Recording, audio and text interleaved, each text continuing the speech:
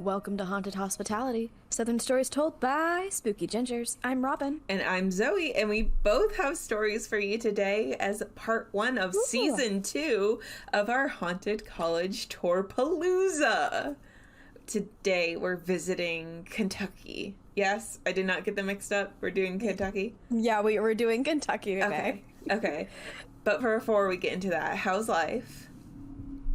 Well, for reasons, I am having a lot of free time at the moment. Really? And for the past month. Yes. It turns out when you have a broken leg and you have no brain power, you don't really have the ability to do many things. So I decided to, with my limited brain power, take a needle into my hands and begin a hobby, pick up a hobby of mine that I briefly had at the start of the pandemic. You know, back when we thought this can be a couple months, fill up our days with hobbies, learn the guitar. Well, I got really into embroidery for about 24 hours back at the start of the pandemic. And now I have decided to take up one of the many embroidery kits I have accumulated because I've kept wanting to get back into embroidery. And I kept putting it down at the first thing. So, Amanda, thank you so much for getting me these embroidery kits. I am now finally 8 months later, picking it up and doing the one with all the flowers. I'll send you a photo when I'm done. All right. I'm enjoying it. That's good. How's your life? My life's good. Robin, we met yesterday, and We did. I did want to tell you something, but you're like, no, save it for the pod. So, Robin. Oh, please, you were also save it for the pod. Yeah, well, my original plan. My original plan was to save it for the pod, but then I was like, no, I'm just going to tell you. And you're like, no, save it for the pod. So. Okay. As I've said on this podcast before, in August, during a time that I'm not releasing into the wild, Kari. Yeah. Kari is going on a trip, and he's leaving the day before I'm going on my trip. So there is going to be a total of one night that I'm going to be in my apartment alone for the first time since we moved in. Zoe, are you going to do what I think you're going to do? I'm totally going to do it with a Ouija board. I hate that. I love it so much. I totally thought you were going to say something where I was going to be like, oh, Zoe, I'm so excited for you, so proud for you. And I'm like, no, Zoe, don't do it. I'm going to do the Ouija board. Don't do it. I'm so excited. Okay. And eventually when I can go up your 3, whatever, I can get to your apartment, and then, ghosts will just automatically possess me. Yes. So thanks for that. You're welcome. It'll probably be gone by the time you can make it up here again. But I'm so excited. You should make a TikTok of it. I honestly am planning. Okay, cool. Yeah. By the way, Insta Reels are all about aesthetic, I'm learning. So just do the aesthetic of putting up the candles and the Ouija board and stuff, and then Insta can deal. And then TikTok is for the actual narrative of things. Just things I've been learning as I'm on Insta Reels and TikTok all the time now. Everything on my Insta Reels is just TikToks that I saw 3 months ago. They're just trying to maximize their audience. But yes. You know. I wish I was a person who could just do Ouija boards with abandon, but I cannot. And so I'm kind of happy for you, but also I don't want to be you, and also don't think it should be done, but also I respect you, and also I think you're probably going to have a great time, and I think everything is probably going to be all right. But the thing is, there's just a chance it might not be. But anyway, good for you. I'm going to summon all the ghosts, and I'm going to invite them to share my body with me. That's a little bit of a spoiler for next episode. Anyway, but yes, so I just wanted to let you know that on some day in August, I will be doing a Ouija board all by myself, probably with a glass of wine in my hand, and I'm excited. All right. Well, I am happy for you. I can't wait to hear the results. Well, do you have a something for us? I do. Thank you for asking. So since today is the start of our Haunted College Tour-palooza, I thought what better way to kick it off than to take a quiz about which Southern college fits each of us best. Okay. So this is What Southern School Fits You Best by SFM on gotoquiz.com. Okay. And the way I've done it is the way I've done quizzes previously with you, Zoey, where we kind of take it simultaneously, but I've already taken it and I already will have my answers. And so we'll just go through question and kind of we'll both reveal our answers. So, Zoey. Okay. What is your age? Under 18, 18 to 24, 25 to 30, 25, 31 to 40, 41 to 50, 51 to 60, or over 60 years old? 18 to 24 for the next, 20 days.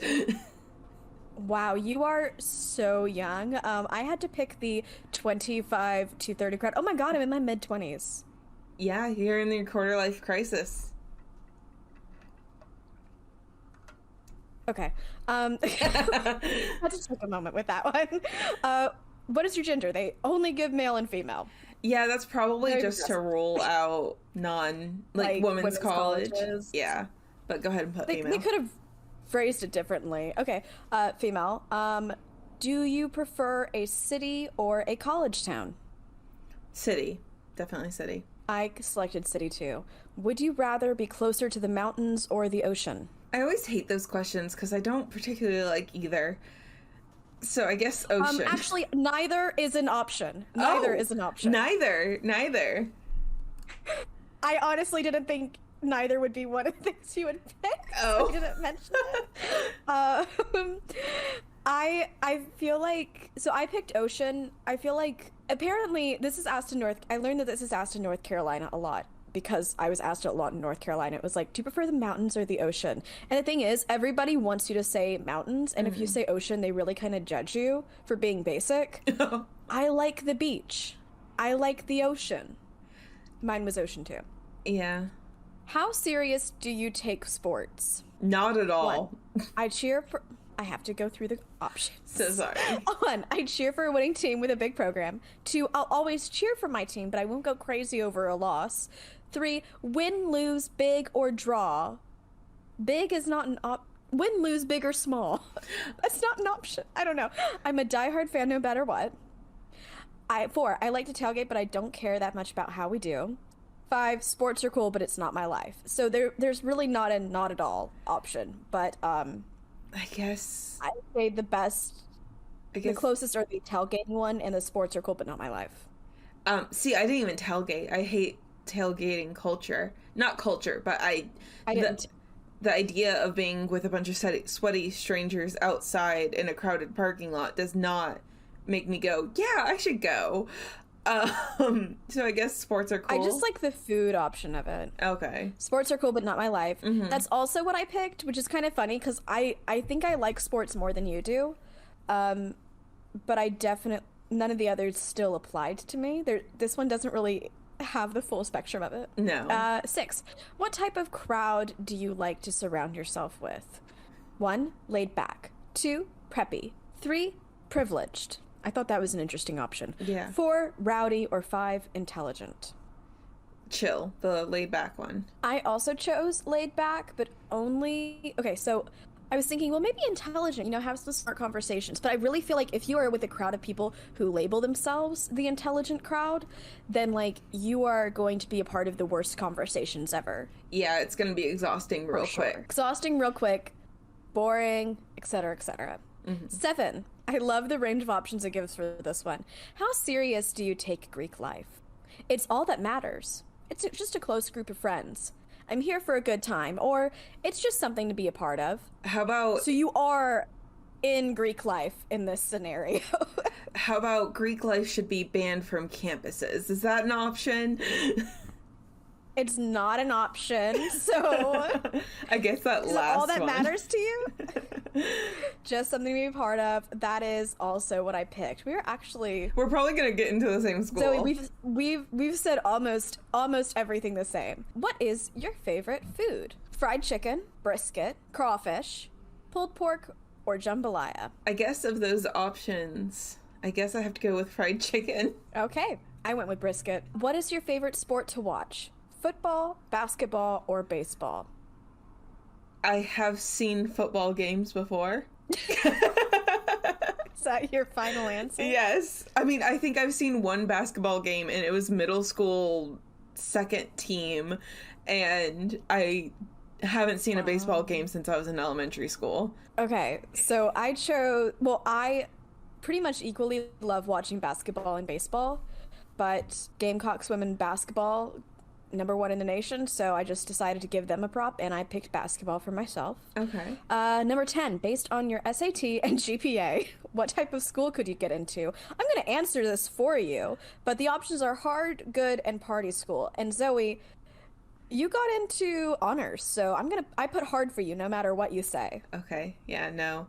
I would be falsely modest if I said medium or whatever the middle option was. The middle option was good. Okay. I chose good for myself because you got into the thing, right? You got into capstone, right? The same thing. Yeah, but that wasn't like the same thing, as honors. My GPA, I kept thinking that I should be in honors math all throughout high school, except for my senior year, when I finally accepted that no, I really shouldn't be in honors math, and my grades reflected the fact that I kept choosing wrong. So that's really kind of what dragged me down. I didn't have a bad GPA by any means, but I don't think it's like, I read hard as kind of like Ivy League or close to Ivy League, and I wouldn't be able to safely say that. Gotcha. By any means. What do you like to do on a weekend night? Go out to clubs, chill at a small bar, party in the frat house, or study? I guess study, since my entire Saturday has been dedicated to haunted hospitality and watching TikToks.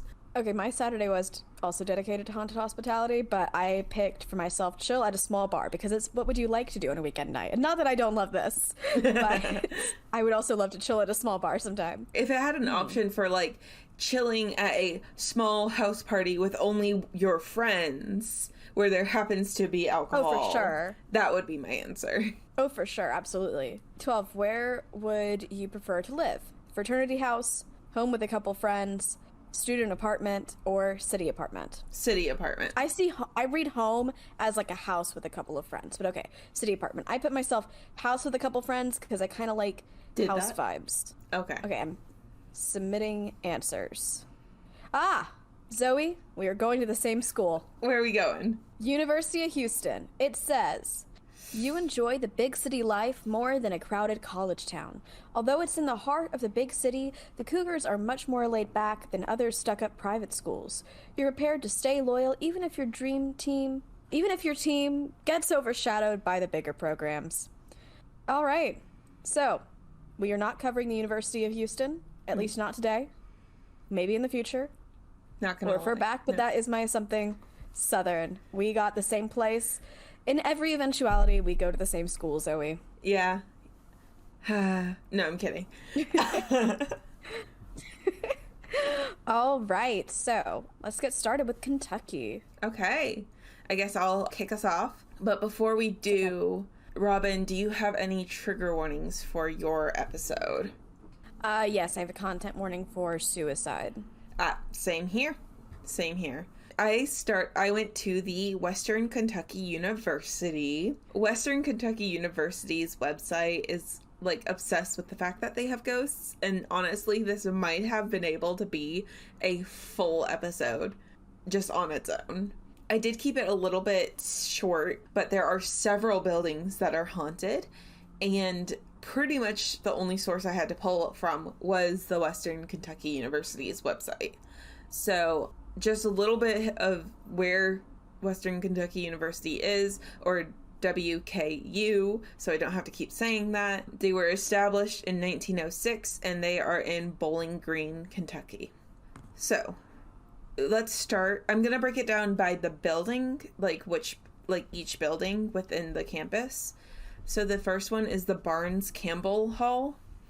In 1967, R.A. James Duval was on the 5th floor, and he had come across an elevator key while he was an RA there.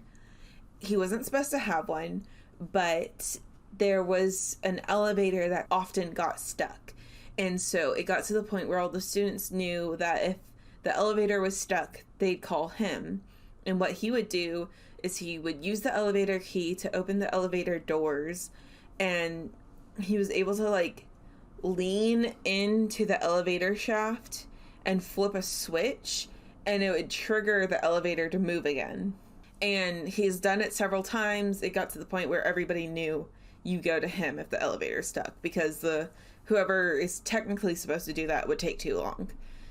So there was one day where the elevator got stuck and somebody went to James. He was a little bit delayed in being able to get there because he was in the middle of something. But when he was able to do it, he opened the elevator shaft, leaned in to turn off the switch, and got crushed by the elevator that was no longer stuck. Oh my god. Okay. Yeah. And he was pinned between the elevator and the steel beams on the edges, and he fell to the bottom floor. He was on the 5th floor. He did die of his injuries. But to this day, people will see the elevator open on the 5th floor without being called. Without pressing the button for floor 5, it will also show up. So it's not somebody like on the base level walking in, pressing the number 5 and walking out. So it'll just show up randomly without anyone in it. And it's usually in the middle of the night. And he's particularly active during spring break because it was spring break when he died.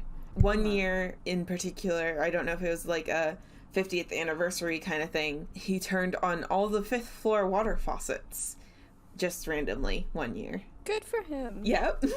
So I happened to have, I think, skimmed over not the ghost part of that, but like the actual death part of that, because when we decided we were doing Kentucky first, I was kind of like skimming through university things. So I'm actually really glad I saw that ahead of time, because otherwise it's just a big shock. Yeah. You know? Yeah. Yeah. I mean, we're talking about ghosts, and I'm talking about a guy reaching into an elevator we're talking about shaft. ghosts, inherently death. Yeah. Yeah. I should have seen that coming. Okay. He seems friendly as a ghost. Yeah, if the worst thing you're doing as a ghost is just calling the elevator, that's not bad. Maybe occasionally turning on all the water. That's fine. Okay. A little bit wasteful, but we'll forgive you. All right. The next one is in the Florence Schneider Hall. This one sounded a little folklore to me until like I saw a couple or other sources saying the same thing. Obviously with stories like this, because this apparently happened in the 1970s, the story changes. I'm sorry, 1940s, not 1970s. 1970s was when it was in the newspaper as they were like looking back, I guess. But in the 1940s, during spring break, a man who was not mentally well climbed up the fire escape in this dorm with an axe on his back. He opened up the window and then went down like half of a flight of stairs, and there were 2 rooms across the hall from each other. He went into one, and it says like he was surprised to see somebody living there because this, again, was spring break. And so one source said that the person who was sleeping in the room was a counselor. Another source said that it was a student who just stayed behind. So the man walked in and woke her up, and she just like stared at him like, why is there a man in my room? And he took the axe and buried it into her head. And then he ran away and back down the fire escape. Judy survived the original axing, but she was able to pull herself out of bed. He had left the door open, and so she crawled across the hall and started scratching at the door of the girl who lived across the hall from her. But the girl who lived across the hall had heard what was going on and heard the man's footsteps, heard Judy scream, and she didn't know if it was safe. And so she... Yeah, you don't know who's scratching at your door. Yeah.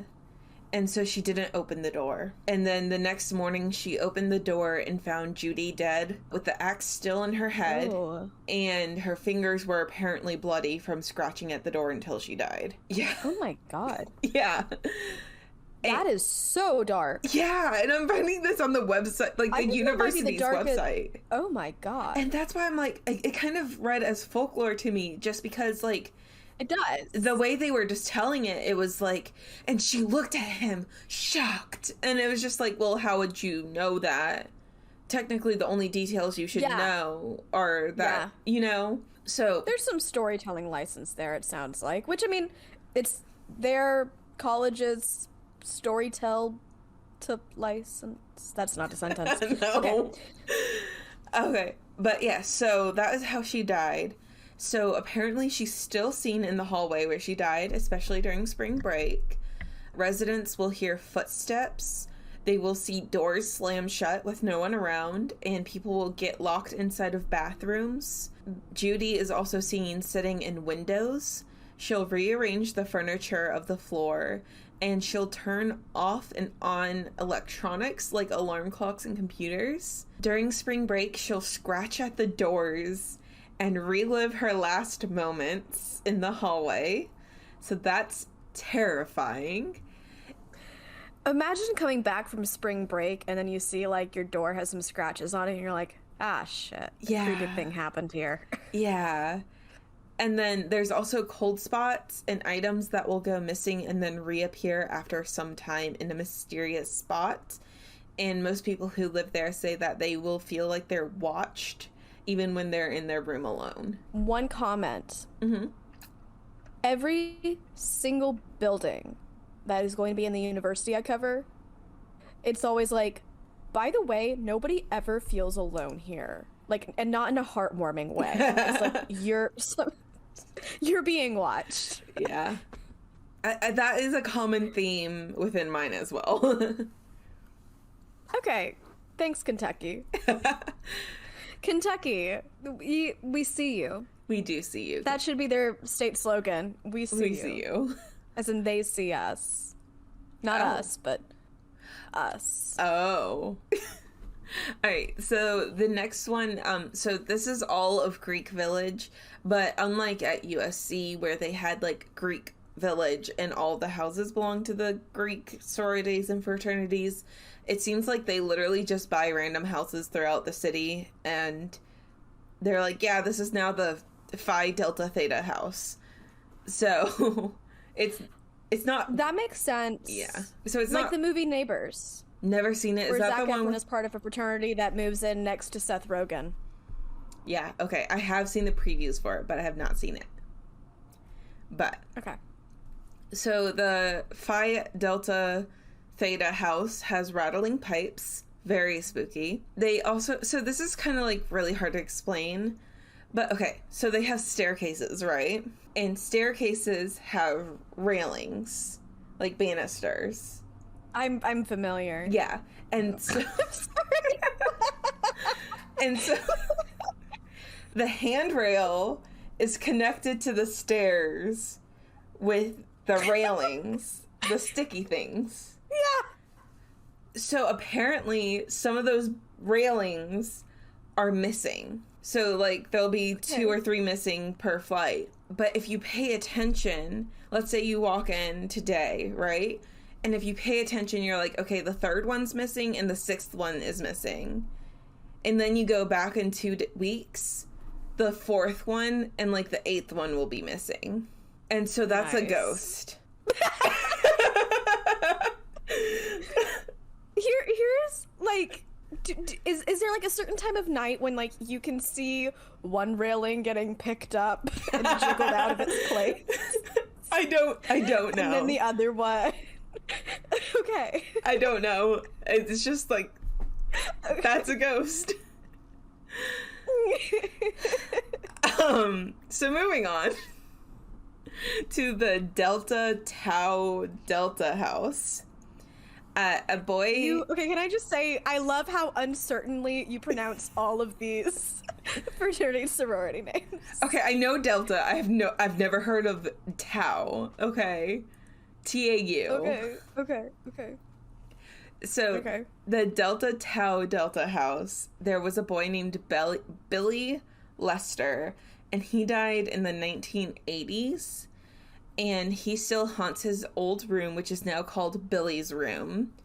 And when the resident is gone, whoever's living there at the moment, others on the hall will see that room door opening and closing on its own, and the radio will start and stop on its own as well. I like that. He's just living his life. He's leaving his room. He's coming back. Jamming to some music. He's listening to some music. Some NPR. He's just having a day. He is. So the Lambda Chi Alpha house, was that confident enough for you? No. Did I pronounce it wrong? I don't know. Okay. I think it would probably be Chi. Is it CHI? Yeah. I think it'd probably be like Lambda Chi something. Okay. Lambda Chi Alpha How? Now I can't pronounce English. Okay. The Lambda Chi Alpha house had a death there as well before they bought it. It was a young girl. People have seen her spirit run across the front lawn, and many believe she's the spirit of someone who was killed in the building. Really? Yeah. Once a resident was going to sleep with a candle at his bedside table, which is not very safe. It was lit, and he woke up to the candle still lit at the foot of his bed, like on the mattress. There has been a chandelier that turns on and off without someone flicking the light switch. And there's a fireplace that will spontaneously light. And students will wake up to find that things had moved around or gone missing in their sleep. Okay. I really like the candle thing. Yeah. I'm like... Because, like, things showing up... You shouldn't be going to bed with a lit candle anyways. Like, that's really dangerous. No, you shouldn't, but I don't think the foreseeable repercussion is a ghost will put it at your feet. Wait, you don't think of that? There's just... No. But there's just something so ritualistic feeling about ghosts being at the end of your bed. Like, it's... In these stories, like, you know, it's hardly ever, like... They're not beside your bed. When we read of ghost stories where, you know, you wake up and there's something, it's always like either over you or at the end of your bed. And isn't that so interesting? Because, like, if they're at the end of your bed, like, the purpose has to be to watch you, right? Because it's dead on to you. Anyway, I'll sleep well tonight. What's the next story? Let's see. In the Kappa Sigma house, there's a cowboy named Jim, and they spoke to him via Ouija board. Jim claims that their house is his own personal purgatory. I don't know why. Oh, shoot. But he has a routine where he will go through the house and visit each room at the same time every day. Really? Yeah, so he'll, like, follow the same routine. So every day, if you're in room whatever, at 3 p.m., you'll feel his presence. He might pick up a thing or two, and then he'll be gone, and he'll be in the next room. 100% I would shape my class schedule around that, as in I would be out of there at that time. No, not to be there, Zoey. I see your face. I was nodding in agreement, like, yeah, I would, so I could be there every time he comes visit. In case you can't tell, I'm a person who wants to avoid these things, and Zoey full on wants to run at them. Yes. Hence the Ouija board discussion earlier. So then the last Greek hall house I have is the Sigma Alpha Epsilon house that was once a Civil War hospital that apparently was the most haunted of all of them, and it burned down in April of 2005. So, in the Civil War hospital house, people say that there is a young soldier named Kevin who died in the hospital and is trapped in the house. Now, they don't say what part of the war he fought in, but given that this is Kentucky, I'm guessing he was a Confederate soldier. Actually, I think, can I do a quick Google at that? Because actually, I'm pretty sure that Kentucky... There is something, I mean, go ahead and Google it, but there is something else that does mention another soldier, unless I'm getting it mixed up with my Mississippi school. Well, I think I thought I saw a thing recently that said, like, Kentucky was part of the Union. Oh. You know, we should know this. I don't know this. It looks like the answer might be a little bit complicated. I'll give y'all an update next episode. Okay. As my life update. I'll be like, Kentucky was this. Okay. All right. So, they did communicate with him with Ouija board. That's how they learned his name, and that he was there, and that his favorite number is 7. I love when you're asking a ghost a question, one of your first thoughts is, what's your favorite number? Anyway, so... He has been seen standing alone on the dance floor. During finals one year, there was a few students studying in the house together. I think it said 3 of them. And the answering machine came on without the phone ringing. And one of them said, "At least it isn't leaving any messages." And immediately the phone rang. One of them answered, but there wasn't anyone else on the other end, so they think it's him trying to talk to them. The ghost has been seen several times, especially in the reflections of mirrors. So you'll look into a mirror and see him behind you. And he is described as a tall, slender man in a military uniform, and he's wearing a long overcoat and a hat. People will also see his shadows on the wall and hear his footsteps walking through the hallways. That sounds really interesting. Yeah. Anything where somebody shows up in a reflection, automatically so creepy. Very. In room 7, just once, the lights all went out, including the refrigerator light, which I'm like, why is there a refrigerator? But maybe it was a mini fridge. But all the lights went out and the door was slammed shut. And in another room once, the fan kept turning on. So it was like one of those desk fans, but it was on a shelf. And it kept turning on. And it does have a remote, but the person who told this story didn't know where the remote is.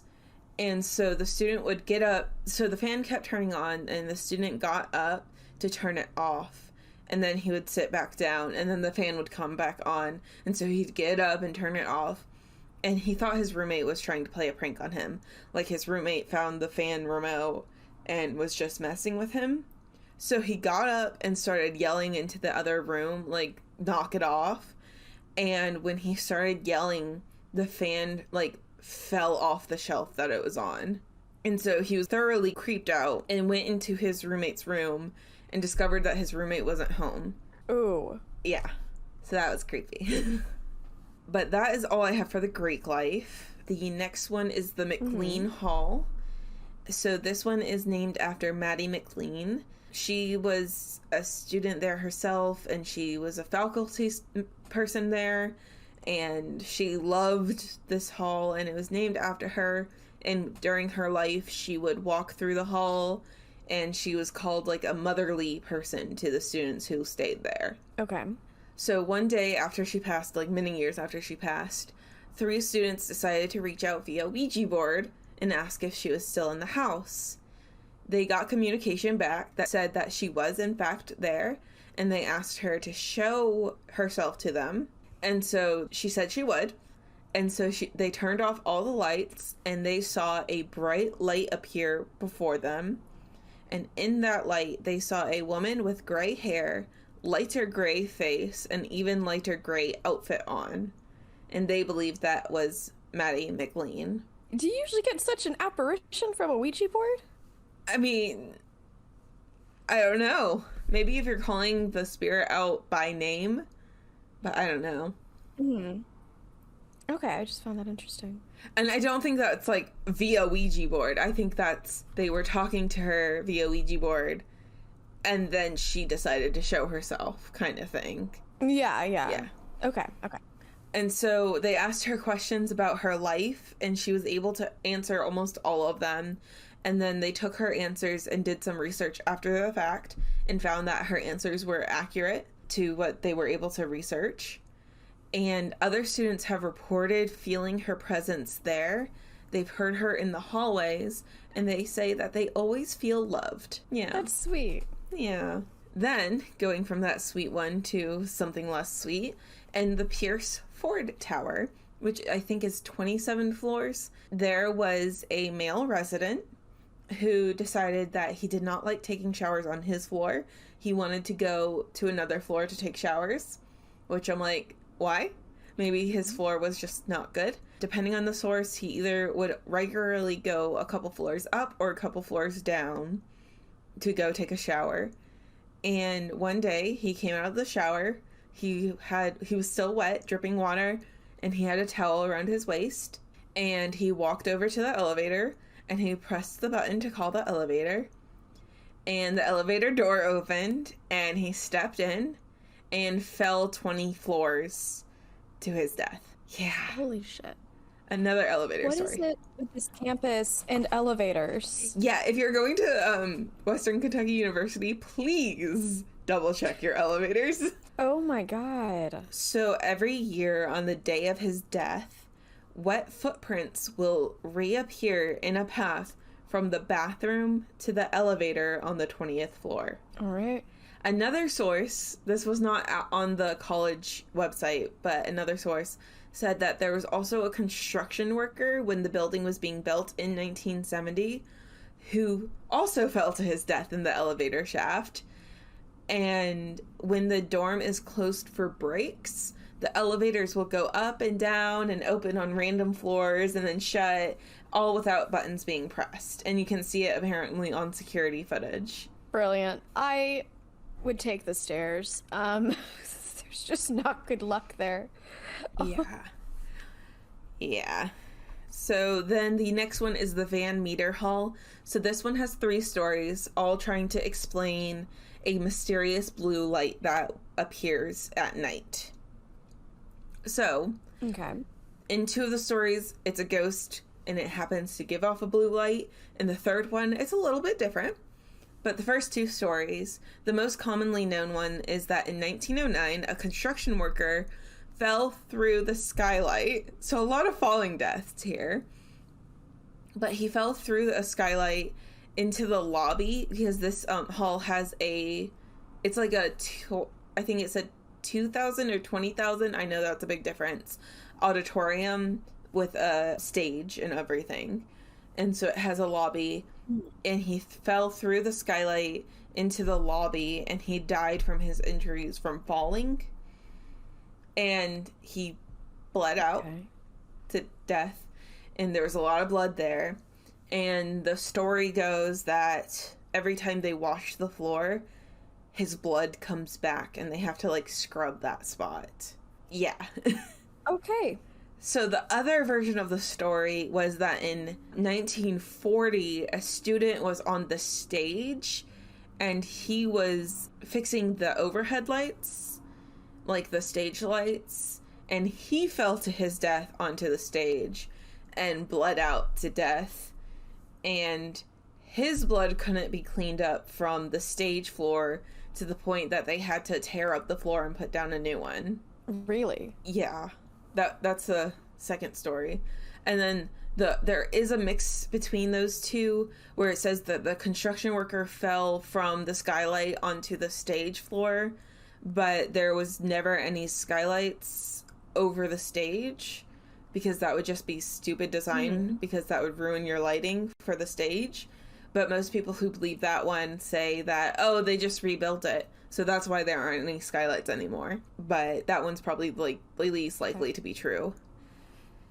Or this third story, depending on how you feel, might be the least likely to be true.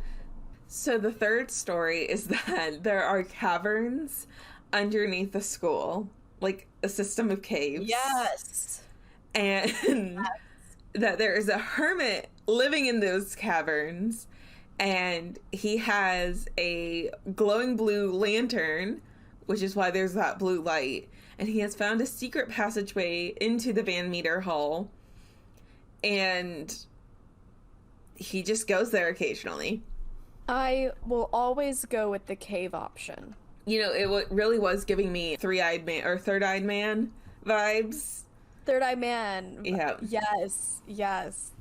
Does this blue lantern guy happen to wear silver reflective clothes and eat raw chicken? They did not go into that much detail, but honestly, with the lantern, I was picturing like a wizard's cloak. I love that too. I was picturing the guy on, Polar Express. Mm-hmm. I was picturing the ghost guy who lives on top of the train. Yep. I know exactly what you're talking about. So for ghosty things, people will see an apparition of a man or feel his presence. They don't know if necessarily it is the student or the construction worker or maybe the hermit, but whatever ghost it is, he likes to play with the lights by turning them on and off. He likes to play with the curtains on the stage by moving them around. He moves around the music stands and the tables, and he will turn computers on and off. And people who believe that it's a construction worker says that there's also his wife and daughter who walk around the lobby, and that they will sing and talk in voices that no one can understand. Interesting. Yeah. So the last one that I have for you is the Rhodes Harlan Hall. So there are a couple other buildings on campus that are haunted, but I'm skipping over them. But this one, a student jumped to her death off the 9th floor because, they just called her a sad student, which I'm like, I feel like it's a little bit deeper than that, but okay. So she jumped off the roof, and it's a 9-floor-y. Yeah, it has 9 floors. And in the weeks following her death, this is the thing that would mess me up. The roommate would hear knocking on her door, and the roommate would open the door and nobody would be there in the weeks following her death, which is really sad. Oh, shoot. Yeah, and then after that, more people started hearing scratches and knocks and taps on their doors and even windows, like windows on the 4th or 5th or 6th or 9th floor. They'll hear somebody tapping as if she's I'm sorry, no. Yeah. And then on the 9th floor, students have reported hearing footsteps walk to the roof, so they can hear it down the hall, up the stairs, and on the roof. And then on the anniversary of her death, if you're driving or walking by, you can see her in the exact spot on the roof where she jumped from. Really? Yeah. And I think that one freaks me out the most. Like, it's just so sad. Yeah, it is. It is. Just, they also heard the scratches coming up? Because that just makes me think of the other person. The scratches? Scratches on the door. Oh, yeah. It depended. The building, right? It depended on where I saw it, whether they called it knocking, tapping, or scratches. Oh, okay. Yeah. That was my last story, but real quick, the ghost hunters, not the ghost adventurers, so not Zach Baggins, but the ghost hunters have been to this college. It's season 8, episode 24. I did not watch it because it's pretty lengthy already for half of an episode, but if you're interested, you can go watch that episode, and it's called Higher Deducation. Of course it is. Yeah. Okay, so I love that Western Kentucky University is super excited about how haunted it is. I love in general when colleges and universities are like really pumped about a ghost. Yeah. Okay, so remember how I told you yesterday that I was just like having a hard time finding a Kentucky university that wasn't Western Kentucky University, because they had it all there, that had enough to really like have enough meat for me to talk about for a bit. Well, I kept reading on this one, and trust me, Morehead State University has it. In spades. So I'm going to talk about there. It was founded in 1887 in Morehead, Kentucky. It was originally called the Morehead Normal School. I know, it's a funny name, Normal. What does that mean? It was originally a school that just took place in this one cottage, and it was for training teachers specifically, and it was private at that time and sponsored by a church. But in 1922, the State General Assembly made it into a public state-backed school and called it the Morehead State Normal School. So we went from Morehead Normal School to Morehead State Normal School. Then a year later, it was called the Morehead State Normal School and Teachers College. Then 7 years later, in 1930, it was called the Morehead State Teachers College. Then in 1948, it was called Morehead State College. And then finally, in 1966, is what we know and love today, Morehead State University. Okay. There are several haunted buildings in this one. The first of which I'm going to talk about is Nunn Hall. Probably, there were 2 buildings that seem to have the most, people seem to have the most to say about it. This is, I think, maybe the lesser of the 2, but it's still pretty high up there. So it starts off with a legend that unfortunately has a very real backstory to it, but the legend is that somebody named Penelope, a student there, lived on the 7th floor of Nunn Hall, and for some reason she was up on the 9th floor. I don't know why there was like that discrepancy there, but it did point that out. And that she was heartbroken from a relationship, and she jumped off and committed suicide there sometime in the 1970s. Now, that did not actually happen, but just so you know, like, that's like the idea that like everybody calls the things that happen in that building, like they say, oh, it's Penelope, like that ghost. But that's the legend of it. But like the real thing that happened, sorry, you were saying something? You said from the 9th floor? Yeah. The last story I literally just covered from Western was the girl who jumped from the 9th floor. Yeah, I thought that was kind of odd. That's so weird that was my last story and your first. That's weird. Wow. Okay, it happens like that sometimes. Sorry.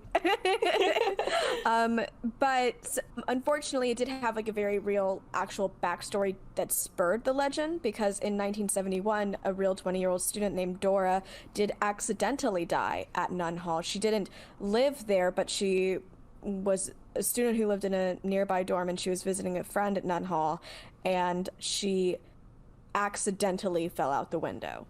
Actually. Got it. And she did pass away. So there's lots of things happening in Nunn Hall, and today, I don't know, I read kind of a somewhat recent, school newspaper article that, like, I think surveyed people who lived in Nunn Hall, and a lot of them were like, no, I don't believe in ghosts. Well, this weird thing happened, but I'm sure it wasn't a ghost. And so I'm just gonna but I mean, there are like weird things that seem to be happening there. So one is the disembodied sound of heels on the hall floors. Okay. Someone like left their bed without making it one morning and then came back and it was made. Oh. Okay. And so I guess the implication is it was Penelope. People hanging out in their rooms, this is a start of it, feel like they're not by themselves. Gotcha. They feel like somebody is there with them. Just take that line and just ditto it already for all of the other buildings I'm going to talk about in this one. Things happen like a TV that was safely in place fell down inexplicably. TVs will also turn on without anybody doing anything. Lights will turn on without anybody doing anything. People report objects moving, and I think that this is one of the situations, like, remember when I asked, like, okay, do they jiggle the railings out, and do you see it floating and stuff? It's one of those things where I'm pretty sure they're not saying, like, oh, well, I saw that move, like, actively from here over to this way. I think they're saying, like, I came back and things were in a different position or place than when I had been there before. Because I think, like, people will, if they see something actually move in front of them, they won't just say it moved. They'll say, oh my God, it did this thing and it moved this way. And they'll give a much more detailed, dramatic account. One person, she was in the shower, and she specifically says that, like, this is a recurring thing when she's in the shower. She hears doors opening, things moving around. This is one of those situations where she doesn't think it's a ghost. But, like, I would be freaked out if it were me. Yeah. I mean, obviously you're in a dorm, things are happening, but, like, no. One person heard someone knock on their dorm door so loudly that the windows shook. Okay. I don't know if that's a ghost, but it's very aggressive. Very. The elevator stops at Penelope's legendary floor 7, all the time without anyone calling it there. Also, one person says that she feels like there's something or someone quite eerie in the elevator. I wanted to give a quick shout out to an elevator in an apartment that I used to live in, because it would always open up on my floor as I was coming out of my apartment needing to call the elevator. And I would just like to thank that elevator ghost for making my trip to classes faster. Okay. One student did say, and this is the last one for this one, they say that they saw a young woman standing at the end of the hallway in Nunn, and then that figure disappeared. Ooh. So perhaps it was Penelope herself.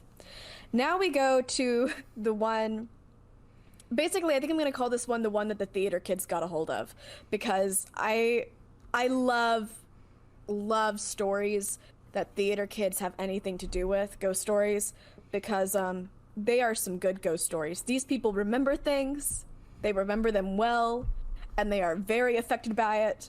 They are not discounting anything as not a ghost. There is not a theater in this world that is not reportedly haunted. So this one is, I'm combining two into one, like, little subhead I have in my notes. So Button Auditorium and Fields Hall, these are two buildings on campus that are very, very close to each other. So I'm going to start the story in the 1930s. there was this... Do you know what a fly system is in theaters? You mean like where they like the zip lines to make the people fly? Is that what it is? No. Okay. No. So it's like a very complicated thing of like ropes backstage, and it helps control the curtains and the lightings, and just you're very like precise, like, okay, now we pull it, you know? So apparently, reportedly, and a lot of these, I don't know if it's the folklore. I don't know if it's like actually rooted in anything real. But these are the stories of the place, so I'm going to tell them as the stories of the place. So in 1930, a woman hanged herself via the fly system in Button Auditorium backstage. I don't have any more information on that other than the time. After that, it seems that odd things started happening. So Fields Hall beside Button, I believe it was a dorm, and there used to be a pond in between the two buildings. And in the 1930s, remember she hanged herself in 1930. In 1930s, it was a well-known tale in the town and area there that there was a ghost that would be around the pond. And it was seen at least one time. And that same year that she died, 1930, doors and windows were randomly opening and closing in Fields Hall in the 1930s and really scared the female students that lived there. So, wanted to tell you that bit. On to other ghosts that haunt Button Auditorium specifically. So, the one that is most well known probably is Kate, and she is believed to be a janitor who accidentally died while she was in the building. She was on the balcony and she was leaning over to clean a clock, like leaning over the railing to clean a clock, and she accidentally leaned too far over and she fell and she passed away. So, you know, people think that she is still around there. She is considered very much a motherly figure there, a very good ghost. And in fact, there is one story where she might have actually saved a person, because these people were rehearsing on the Button stage, and this one performer just kind of like lurched forward into like kind of where the orchestra would typically be seated below the stage, right before this like stage scenery way up above her came like crashing down where she had just been. And so the thought was that perhaps Kate pushed her out of the way, just because it seemed like a really weird fall to make right when it needed to happen. Right. There's also lighting that goes haywire in Button, and people say that it's Kate, and I'm like, why do you say it's her? There's other options. Like, I don't know, there just seems to be like lots of things that potentially haunt this auditorium. There is a little girl who people believe or say, I don't know, died during construction of the building. And this one's really sad. She's always crying and she wants her mom. Oh, I know. I can't think about that one too much. But people hear footsteps, by the way, when they're there, and the sound of someone speaking a lot when they're there at night. One performer had forgotten her purse in the women's dressing room, and so this was at night, and she realized it at night, and she went back by herself to get it. She was walking upstairs to the dressing room, and so as she's on the stairs, sees light, you know, from the dressing room. Like, I guess you can kind of see that it does have light in it. I'm kind of confused by like the spacing of this story, and she hears talking and laughing and stuff, and she's like, what? This doesn't quite make sense. But she makes her way to the top of the stairs, and by the time she gets to the top, well, the dressing room is completely empty and dark. Nobody's there, nobody is saying anything. So she ran in, got her purse, ran out, and like the woman in the next little bit I'm about to tell you, vowed to never go there by herself at night again. So the next woman in the story I'm about to tell you had not exactly the same experience, but a similar in that she was there alone at night. So her name is Octavia Biggs Fleck, and she was a theater student at Morehead in the 1980s. She used to go to Button at night by herself because there was a seam room, I guess, where you would go to kind of like work on costumes and repair them and stuff, and it had a washer and dryer in there, and well, she would just go in and secretly use the washer and dryer. Okay. And she was just on stage doing certain things, hanging out while her clothes were washing. And she said she heard a weird noise from the direction of the seam room. So she gets up, goes to it. And by the way, nobody else is in the auditorium. Okay. Just so you know. She goes to the seam room, and the washer is off, and the lid to the washer is up. Okay. Where her clothes had been. So her thing is, well, what could have done that? So she skedaddled, and she also vowed never to go there alone at night again. So she just left her clothes there? I was wondering about the mechanics of that. I think I would. I'd be like, okay, y'all are gonna be wet for a bit. But then again, if you're doing it in secret, it's gonna be like, okay, well, these are Robin's jeans. Yeah. I don't know. Especially if it's like... Would people recognize jeans? Well, I mean, they might recognize shirts, or like, I don't know if... Yeah. Like, she probably didn't write her name on her underwear, but I know that's like a trope. But I don't know. I think I would be like embarrassed if I was washing any underwear or bras or anything like that. Like, I'd rather face a ghost than face somebody who might be cruel and hang out my literal laundry for everyone to see. I wonder if my thought process... So in my mind, night stops at 4:59 a.m. Okay. And after that, at 5, it becomes morning. And there's something that flips in my brain with that too, where if it is morning time, I feel so much more comfortable being in a space that I would be terrified to be in at night. Okay. So I feel like what I'm leading to is I think I would vow to be back there at like 6:30 a.m. Okay. To get my clothes. I guess that could work. I would also, I guess, not sleep. So 2 former students have said that when they were in the theater, they felt like somebody had their hands around their necks, which is like a swift divergence from like all of the kind of happy-go-lucky ghost stuff that was happening before. And one time a girl was in the theater. Oh, yeah, this one. Okay. So she was in this area room that had like a counter. I wonder if it was like somewhat of a kitchen sort of thing. I don't know. And because it had a dish towel on the counter. And apparently she like looked at the dish towel, and like the reason I say she looked at the dish towel is just because like she must have noticed it in some way and be like, okay, there's a dish towel, because she looked away and then she looked back towards it or something. And when she did, there was a plaster mask on top of the dish towel. And so plaster masks are like, you can paint them, but like otherwise they are this like there's full face mask, you know, you cut out for your eyes and cut out for your mouth, and it can look really, really creepy. Mm-hmm. And no matter what, people who are there by themselves always seem to sense that someone is there with them. Got it. Okay, on to Breckenridge Hall. This is also... Oh, I was melding these two together in my mind. Okay, Breckenridge Hall is also haunted, and there's also theater kid reasons why it's haunted here. Got it. And I love it. It was built in 1929. It has a few different departments going on in it, one of which is theater, and it has another theater, and this theater is named after a woman named Lucille Caudill Little. Okay. It's called the Lucille Caudill Little Theater. That comes up. But first, for the hall overall, there's other than the theater itself, there seems to be something here that has an effect, but nobody knows the cause, which is kind of my favorite kind of ghost story lately. So the custodians who are working there overnight have noticed several odd things, including an eerie feeling when they walk past certain rooms. In fact, one custodian named Patty Carper explained to the Trailblazer, which is the student newspaper, that, quote, you can walk into rooms and just get this icy cold feeling, or sometimes pass a room and hear someone or something moving in the room, and when you go in, there isn't anything there, end quote. Thank you, Patty. Thank you. These people know what's up. They see these places when they are empty and at night. Yes, if there's something going on there, they know it. Yeah. They've also apparently seen some sort of apparition in the hallway and have seen cups moving on a table on their own. Okay. So this would be the thing where you're actually seeing the movement happen in front of you.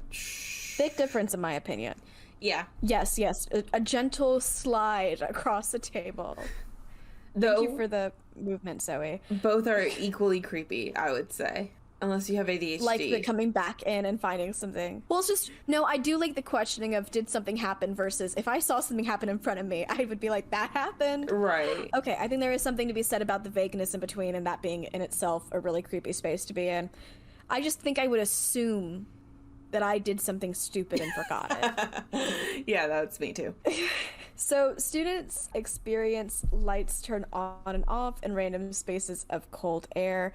One professor named Denise Watrons believes that if there is a ghost, and I think at this point we're mostly talking about the theater, then it would be Lucille Caudill Little, because opening night of the very first performance in the theater, Lucille was too elderly to she wasn't able to travel. Mm-hmm. And she ended up actually passing away that exact night as that opening performance. And by the way, if it is her, they're saying like it would be a nice ghost, but there's actually some really creepy things that happen. So I'm going to say, like, if there's nice things that happen, it's her. If it's creepy, let's just go ahead and say it's somebody else because she seems nice. Okay. I haven't looked her up specifically, but they said she's a nice person, or that she would be nice. So here's what everybody says backstage, because apparently, like, backstage there is some ghost shenanigans that is quite creepy happening. People really have a sense of unease when they are backstage. This part really creeped me out. When they're backstage, they see a woman in a white Victorian dress walking past a door, or if you're in there, if you're backstage, she might be standing right behind you and then quickly vanish because people, I guess, will be like, oh, ah. And the thing is, like, people are seeing her who are not primed to see her. Like, incoming freshmen will see the woman in the white dress and run to the costume department where there are people, and they'll be like, oh my god, I just saw this woman, this really scary woman in white backstage. And they're like, yeah, she's there. You saw something. Apparently they have a prop of a small statue of the Virgin Mary that they bought off eBay for this one play that they had going, and she's crying red tears, and they didn't put she didn't come with the red tears. Oh. The red tears started appearing after she was there, and she really freaks out the theater kids. Yeah. And they tried to, like, put her back in storage, and they put, like, crosses on her or around her, and the crosses kept falling to the floor, and now they just have this Virgin Mary that keeps crying what looks like blood, and they're like, ah. That's terrifying. I know, right? Okay. That just seemed like its own. I had to tell you about that one. Yeah. That's probably the creepiest thing happening. Honestly, yeah, that theater is probably the creepiest thing going on here. Honestly, all the negative things are probably the demon attached to that Virgin Mary. Yeah, I would get rid of that. Yeah. Like, sell it back on eBay. Somebody would, put the disclaimer. Somebody would buy it up real quick. That person will work for BuzzFeed, and then that person will do a video about, like, I owned the Virgin Mary crying blood doll for a week. Yeah. I just gave y'all a great idea, BuzzFeed. Reach out. I don't know. Not to me, to them. So the next one I'm going to cover is the Baird musical. Apparently, during construction, and when I say apparently, I mean, like, it was said, but, like, I don't know if it's true or not. Maybe. Apparently, during construction of a wing in the hall, a janitor went missing, and of course, people kind of come up with different stories about it. And so they said his lover murdered him and then put him into the concrete of the construction. That's nice. And so that's kind of like the rumor of it. You're right. So there was a person soon after this happened, because it was kind of like newly constructed, a grad student named Jay Flippin, who would go on to be a professor of music at the university. And I just love how all of these, like, music and theater people use the amenities in their chosen building and, like, in their chosen, like, theater or music hall or something for their own personal needs. I would never have the confidence myself to do that, but he was living in a trailer that was just really, really hot, and I guess this was during, like, maybe the summer or something, and so he was sleeping in the Baird Music Hall in a sleeping bag because they had AC, but he was doing it in secret, so nobody was supposed to know he was there. And keep in mind, this guy went on to be a professor there. I love this energy. So he heard footsteps one night, got out of his sleeping bag, and he's thinking, like, oh shoot, I'm getting caught. So he tried to hide, and I think it was one of those situations where wherever he was, you would see the person leave. Okay. When they were done. So he waits a while, and then nobody leaves. He goes back in. He doesn't see anybody. The only thing he finds, there's a water fountain and in it is the peeled skin of an orange. He said this is what made him believe in ghosts. I feel like I wouldn't necessarily leap to ghost. I think I would be like, wait, what happened? Yeah. I would assume that there was some sort of, like, entrance I didn't know about, and that's why I didn't see them leave. Or, like, by the time I got there, they had already left. And then I would also be like, who's coming into here in the middle of the night, having a little snacky snack of an orange, leaving their peels behind? You know, like, there's a lot bizarre going on there. Mm-hmm. There is. Good point, Zoe, good point. Well, thank you. So there is the Camden Carroll Library, and there was a janitor who worked there overnight in the 1970s, and he saw and heard a lot of things that made him scared or concerned enough to call school security. So the security came in, did a sweep, did investigations, but could never find what could be making those odd noises that he would hear. He did see at one point an apparition in the hallway, a full image of something, but I don't think it was terribly distinct, and it did disappear right in front of him. So unfortunately they never kind of found what he was looking for, but apparently it was enough to bring in the school security team. Okay. And also people feel like they're being watched in the 4th floor stacks. So if you go to the Camden Carroll Library, go to the 4th floor stacks for me and report back. Okay. This is one last story from Morehead State University. It is from, I'm going to just read it out because a person named Megan Deal posted this onto ghostvillage.com, and this is about Butler Hall, which was a dorm that got torn down in 2018. So she said, "My friend and I are students at Morehead State University, and we reside in Butler Hall. We're aware that 3 people have died there and continually haunt the building. However, my friend did not believe it at all, even though we'd been having strange encounters. Well, she and I were having a rare night in. While I was in my 2nd floor room putting on pajamas and the like, she was in her 4th floor room listening to a CD on her computer. By the time I came back up, she was in the study room talking on the phone. When she came back, she told me that she just found out that someone had died in the study room. I read that a couple times, by the way, and I read that as she found out that one of the 3 people who had died, she found out that it was in the study room versus someone just died in the study room. Okay. So that's, I think, what we're working with right here. She then got back on the computer and began to play the CD. It sounded terrible, as if it sounded like it was in a tin can. No, it sounded terrible, as if it were skipping very fast. Yeah, we could hear every word. It also sounded like it was in a tin can. She took the CD out and watched it and then put it back in, but it continued. Then she tried playing the music already on her computer, and it did the same thing. So at this point, it's not dealing with anything with the CD. It's just the music itself. We started freaking out, and I started yelling, "Stop, stop, go away," to the ghost. Then I grabbed a Bible that was lying under my friend's bed and yelled, "I'm gonna read from it," and started flipping through it. Then the music stopped on its own. My friend tried again, and it had gone back to normal. Needless to say, she's a believer now. And actually, I'm realizing I don't know if that means like a believer in God or a believer in ghosts. I guess it could really be, the way the story ended, it could really be either. It really could be. Well, anyway, I just wanted to share with you that. Honestly, it could also have just been a bad speaker system, but yeah. Okay. And honestly, if I was a ghost and somebody was waving a Bible around being like, "I'm gonna read from this," I'd stop what I was doing too. Like, okay, go on. All right. Well, guys, if you enjoyed today's episode, please rate, subscribe, review, tell a friendo. Just join our Patreon at patreon.com/hauntedhospitality. For just $3 a month, you get a new episode with us. Yes, and it comes out on the 13th because we're spooky. If you want to see our sources, you can head over to hauntedhospitality.wordpress.com, or if you have your own spooky story, or maybe you went to either of these colleges and had your own spooky encounter there, or maybe you're about to go there, write to us at hauntedhospitalitypodcast@gmail.com, or you can slide into our DMs. Yes, we are on Instagram, Facebook, and TikTok at Haunted Hospitality. We're also on Twitter at Haunted Host. We hope to see you there. Stay spooky.